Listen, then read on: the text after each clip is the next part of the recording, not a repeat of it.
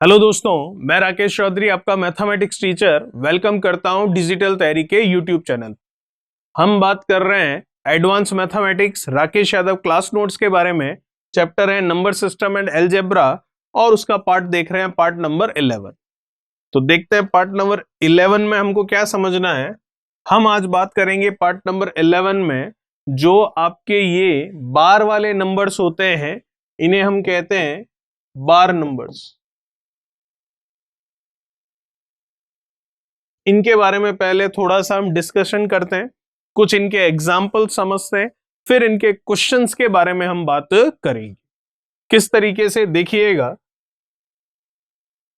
पहले तो ये बात करते हैं ये नंबर आते कहां से हैं। तो जो आपका डेसिमल नंबर है, जो दशमलव संख्या है, उसी का जो प्रकार होता है, उसकी का जो टाइप होता है, जैसे कि आपको पता है जो दशमलव संख्या है, मतलब जो डेसिमल नंबर्स हैं, वो डेसिमल नंबर जो हैं, वो डेसिमल नंबर दो तरह के होते हैं। जो ये आपकी दशमलव संख्याएं दो प्रकार की होती है। दशमलव संख्याएं मतलब ऐसी संख्याएं जिनमें दशमलव हो, पॉइंट हो। ठीक है, दो प्रकार की कौन कौन सी होती है उसके बारे में भी बात कर लेते हैं। तो ये दो प्रकार की होती है आपके पास, एक तो होती है शांत दशमलव और एक होती है अशांत दशमलव, जिन्हें हम कहते हैं टर्मिनेटिंग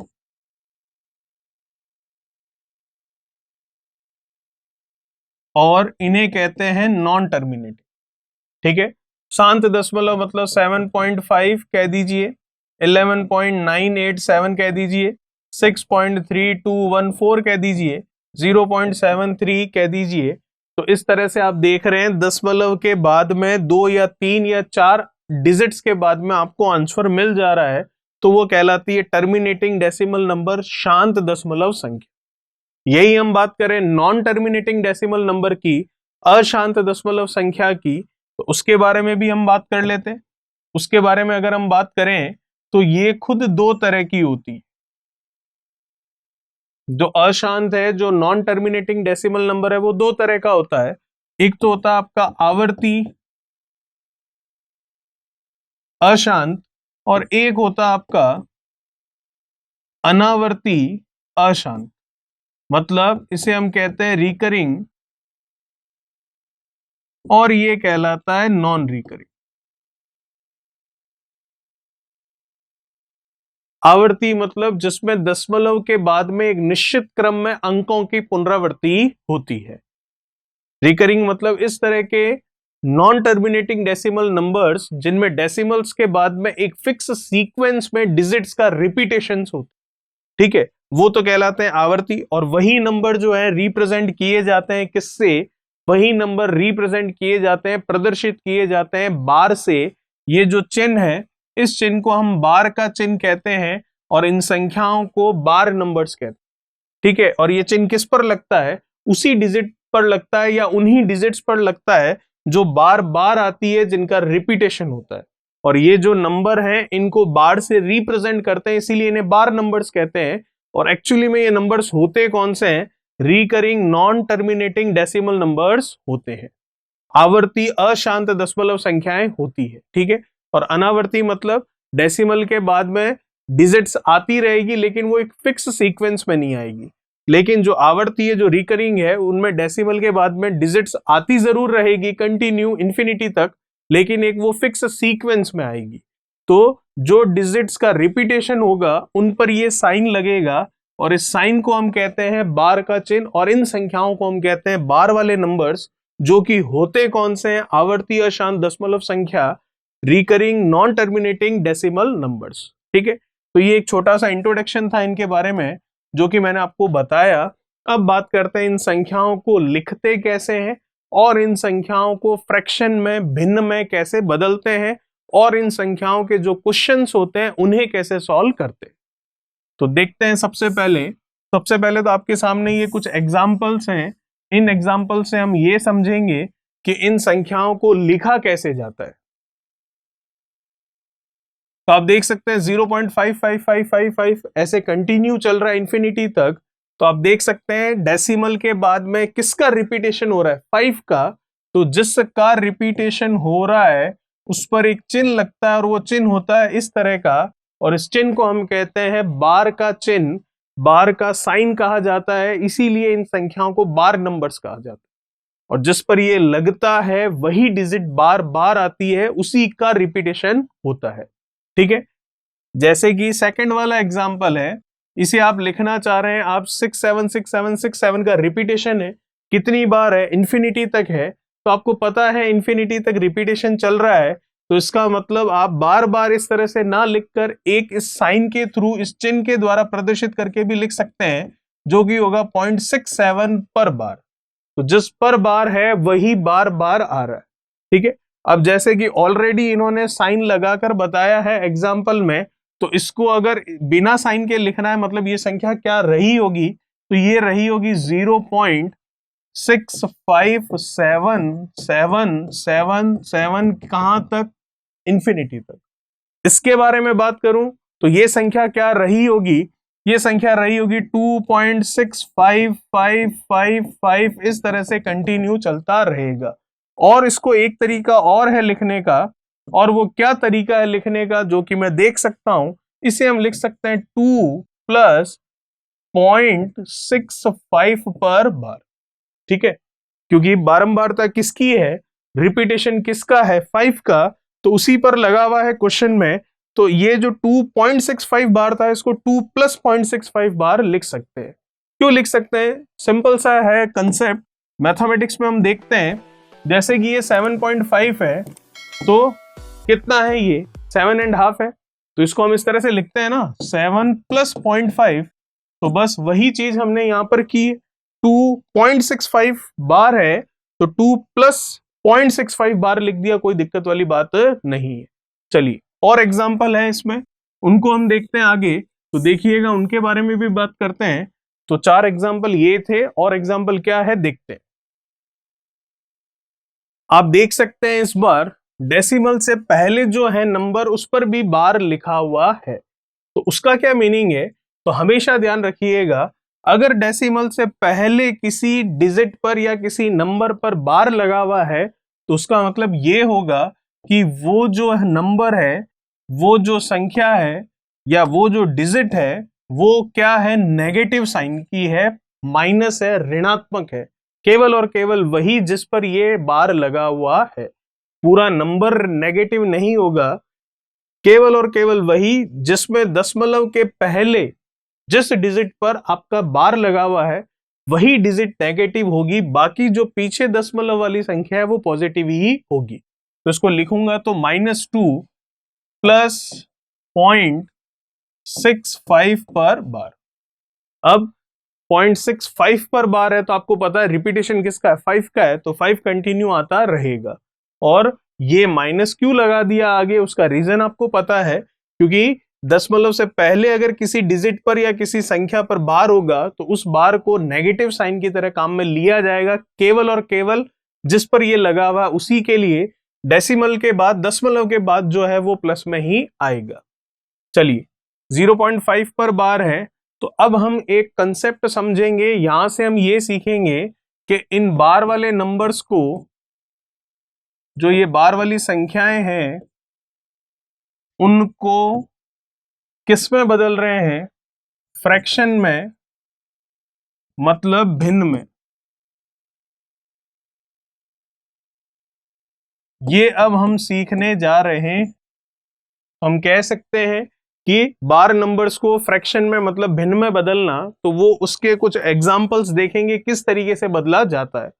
तो जब कभी भी बार वाली संख्याओं को फ्रैक्शन में या भिन्न में बदलना हो, तो उसके लिए 4 नियम जो है वो काम में आते हैं। 4 रूल्स है हमारे पास, उन्हीं को फॉलो करना है। तो वो नियम क्या है, जैसे जैसे हम आगे जाएंगे उन नियम्स को, उन रूल्स को फॉलो करते हुए जाएंगे। पहला नियम आपको ये कहता है कि डेसिमल और बार दोनों एक साथ हटेगा। तो डेसिमल और बार दोनों एक साथ हटा दिया हमने, तो आपने दोनों एक साथ हटाया तो आपने देखा कि ये क्या बन गया, 0.5 मतलब केवल 5। दूसरा नियम ये कहता है कि डेसिमल के बाद में जितने डिजिट्स पर, जितने अंकों पर बार था, उतने 9 नीचे लिख लीजिए, तो डेसिमल के बाद में केवल किस पर बार है, एक ही डिजिट पर बार है, तो नीचे 9 भी कितना आएगा, एक ही आएगा। ठीक है यहां तक। तो ये हो गया 5/9।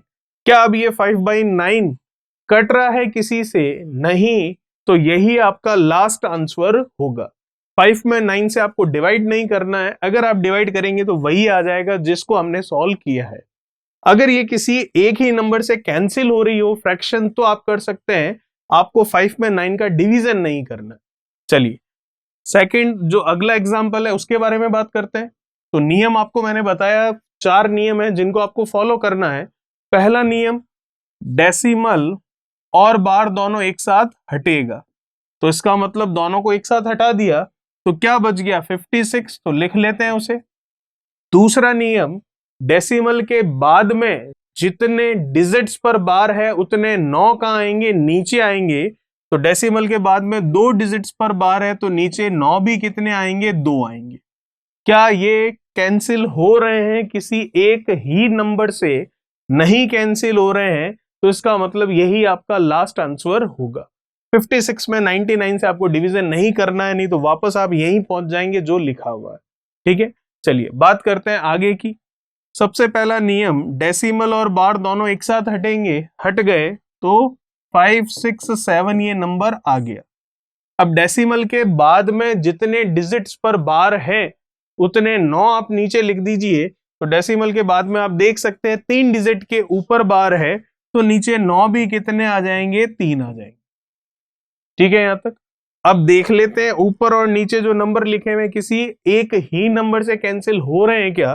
तो अगर नंबर से कैंसिल हम इनको करके देखें तो अगर ये देखूं 5 और 6 11 और ये 7 18 बन रहा है, इसका मतलब ये कैंसिल हो जाएगा। तो कैंसिल करते हैं इसको, तो देखते हैं कैंसिल अगर इसको करें तो 9 से ही कैंसिल कर सकते हैं। तो 9 से इसको कैंसिल कर दिया तो ये हो गया कितना, 111। और ऊपर वाला 9 से जा रहा है, सबसे पहले गया 6 बार, कितना हुआ 54, कितना बचा 2, तो कितना बचेगा 27, तो 27 बचेगा। तो फिर 9 से अगर मैं देखूं तो ये कितनी बार जा रहा है, 9 से ये जा रहा है 27 3 बार, तो ये कितना हो गया 63। ठीक है, 63 हो गया। अब अगर बात करें और कैंसिल कर सकते हैं इसको, नहीं, तो यही आपका लास्ट आंसर हो जाएगा। ठीक है, चलिए बात करते हैं, और भी एग्जाम्पल है आगे उनकी, तो देखते हैं अगला कौन सा एग्जाम्पल है।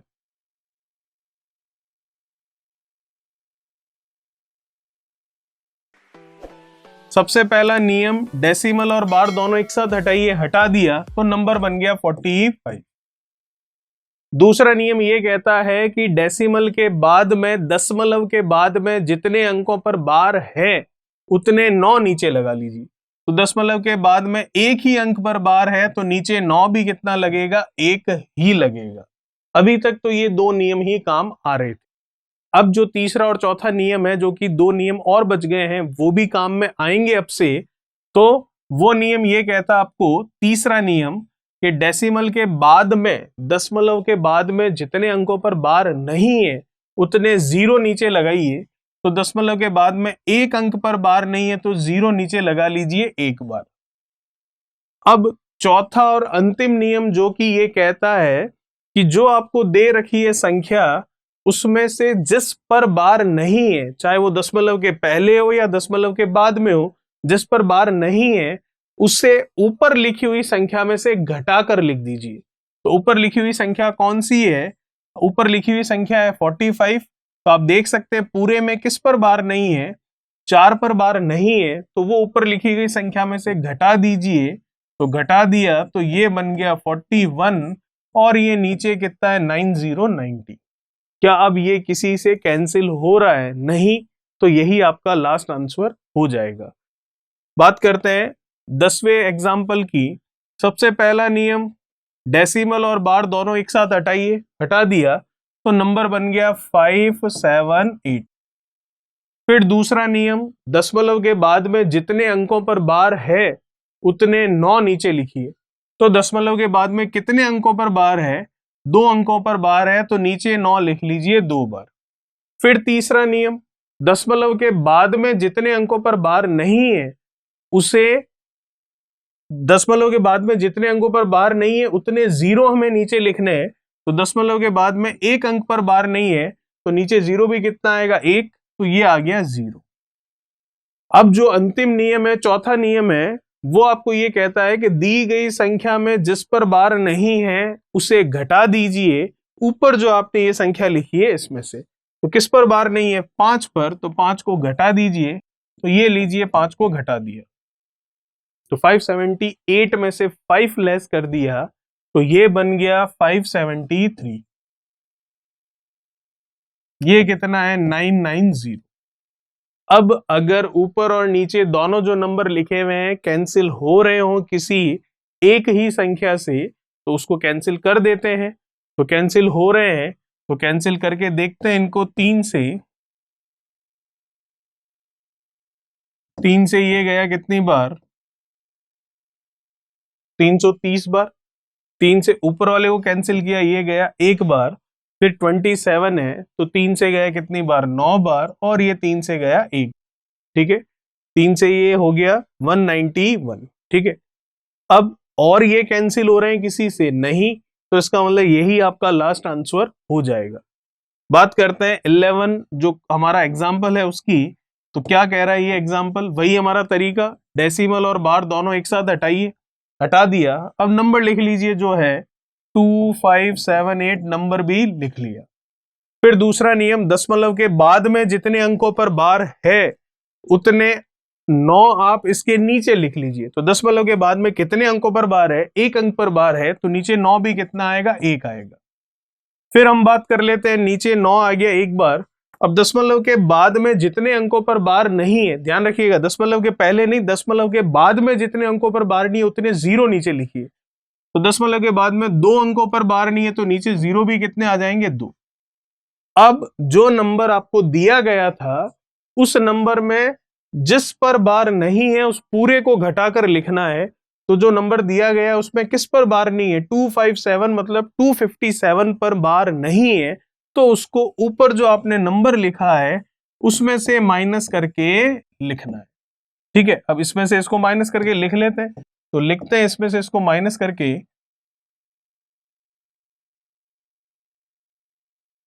चलिए 2578 में से 257 को अब आपको लेस करना है तो कर लेते हैं। कितना बनेगा देखिएगा, ये नीचे 900 तो एज इट इज आ गया, लेस करना है 8 में से 7 हो गया 1, 7 में से 5 हो गया 2, 5 में से 2 हो गया 3, और ये 2 आपका एज इट इज।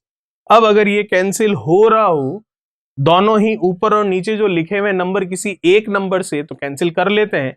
तो कैंसिल होता ये दिख नहीं रहा है क्योंकि ये 2, 3, 5 और ये कितना बन रहा है 8, तो ये कैंसिल नहीं होगा। नहीं होगा तो इसको यहीं छोड़ देंगे। यही हमारा इस बार नंबर का फ्रैक्शन फॉर्म, इस बार संख्या का भिन्नात्मक रूप यही होगा। अगर आप 2321 में 2321 में 900 से डिवाइड करते हैं तो वापस आप वहीं पहुंच जाएंगे जहां से आपने स्टार्ट किया था, मतलब इस। तो कुल मिलाकर हमने इस पार्ट में ये सीखा कि सबसे पहले तो ये जो आपके आवर्ती वाले नंबर, मतलब ये जो आपके बार नंबर हैं जो कि आपके recurring non terminating decimal numbers होते हैं, वो आए कहां से। जो डेसिमल नंबर था उसके 2 टाइप थे हमारे पास, terminating, non terminating. Non terminating का रिकरिंग, नॉन रिकरिंग, तो वहां से ये आए। फिर इस बार का मतलब क्या था वो हमने समझा, उसका मीनिंग क्या होता है वो समझा, फिर उनको कैसे लिखा जाता है उनके बारे में बात की, और फिर इन बार नंबर्स को फ्रैक्शन में कैसे, भिन्न में कैसे बदला जाता है उसके बारे में बात की। नेक्स्ट पार्ट में हम बात करेंगे कि ये जो बार नंबर्स हैं इनको कैसे सॉल्व किया जाता है। तो तब तक इस चैनल को सब्सक्राइब और वीडियो को लाइक एंड शेयर और कमेंट बॉक्स में कमेंट्स जरूर कीजिए। Thank you so much. Please like